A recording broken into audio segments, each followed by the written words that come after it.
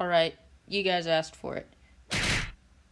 In this video, I'm going to be showing you how I animate my stop motion walk cycles. There's a few ways you can do it. As you can see with this clip, the minifigure kind of sways back and forth. But for my animations, the minifigure usually has a straight back throughout the entire walk, which is what I'm going to show you how to do. Here's a frame by frame of the walk cycle.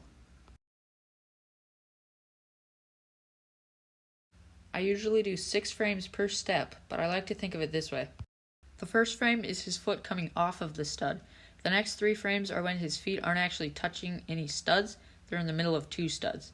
And then the last 2 frames are when his foot is coming down on the stud in front of him.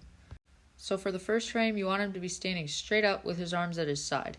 Then you move his right leg forward, and if his right leg goes forward, then his right arm has to go slightly backwards, then his left arm goes slightly forwards. These next 3 frames are definitely the hardest. You want to barely pull him off of the stud that he's standing on so that he's balancing in between the 2 studs. You also want to make sure though that his back is staying relatively straight so that the animation doesn't look jittery. For this next frame, you just want to slide him slightly closer to the stud in front of him. It also looks a lot better if you angle his leg so that it looks like he's stepping onto the stud. This is the last frame where his leg isn't completely on a stud.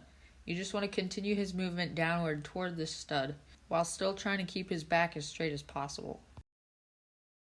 This is the second to last frame. For this one, you want his leg to contact the stud. You also want his arms to start slightly swinging in back to his side. For the last frame, you just want to bring his other leg in and also put his hands at his side so that he's in a straight up standing position. Now you just repeat the process using the opposite leg and arms.